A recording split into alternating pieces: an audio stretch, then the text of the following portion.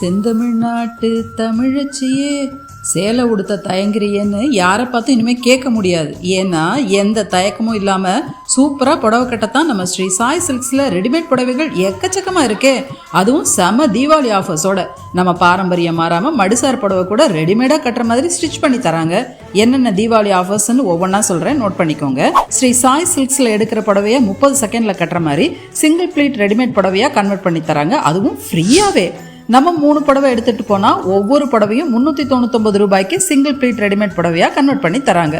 3 9 கஜம் புடவை கொண்டு வந்தால் ஒவ்வொரு புடவையும் 799 ரூபாய்க்கு ரெடிமேட் மடிசார் புடவையாக கன்வெர்ட் பண்ணி தராங்க.